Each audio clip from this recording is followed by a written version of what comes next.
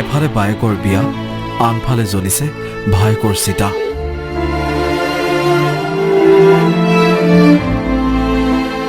সকলোৱে দেখা শুনাকৈ বিয়াখনৰ আয়োজন চলিছে।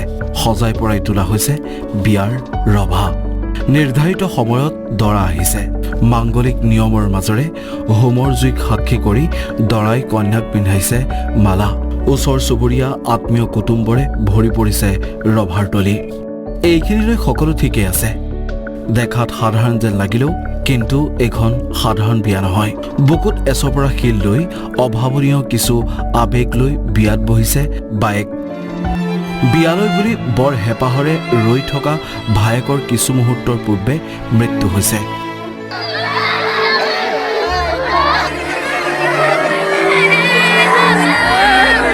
হয়, ডিমাকুছিৰ ৰাজাগড়ত এক হৃদয় বিদাৰক ঘটনা।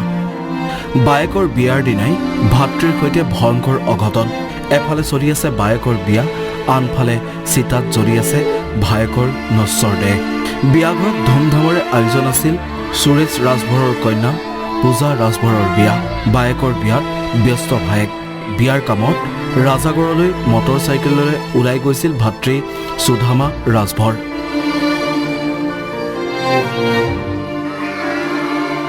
বিয়াৰ কামৰ পৰা ঘৰলৈ উভতাৰ পথতে সংঘটিত হয় এক ভয়ংকৰ পথ দুৰ্ঘটনা। প্ৰথমে সংকটজনক অৱস্থাত গুৱাহাটী চিকিৎসা মহাবিদ্যালয়লৈ প্ৰেৰণ কৰে সুধামক। কিন্তু সকলো কষ্ট, সকলো আশা নৎসাত কৰি চিকিৎসাধীন অৱস্থাতে মৃত্যু ঘটে সুধামা ৰাজভৰৰ। আৰু তাৰ পিছৰ পৰিৱেশ এয়া।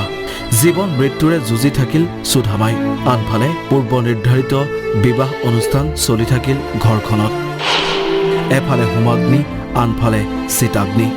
মৃত্যুৰে হাৰ বনা সুধামাৰ মৃতদেহ অৱশেষত পালেহি ঘৰ। আৰু তাৰ পিছত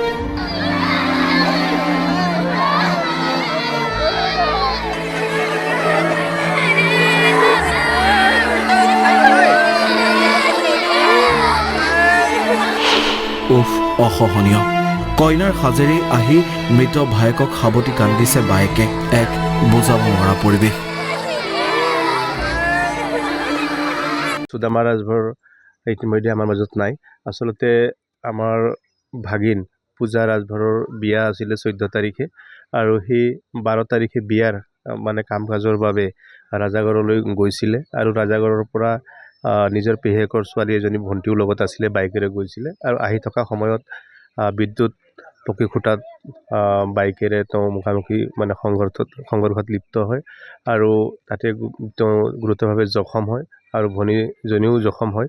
যদিও আমি তাৎক্ষণিকভাৱে আমি গুৱাহাটীলৈ প্ৰেৰণ কৰোঁ চিকিৎসাৰ বাবে।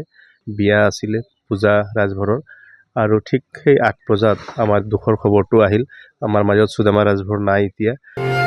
হাঁহি আনন্দ স্ফূৰ্তিৰে ভৰি থাকিব লগা পৰিয়ালটোত আজি কান্দোনৰ ৰোল। পৰা নাই কোনেও সহিব। বায়েকৰ বিয়াৰ বাবে সাজি কাচি কামত ব্যস্ত হৈ থকা ল'ৰাটো হঠাৎ যে এনেকৈ নোহোৱা হ'ব জানিছিল কোনে? মৃত্যু ইমান সহজ নে? ওদালগুৰিৰ পৰা অখিল কলিতাৰ ৰিপৰ্ট, অসম টক্স।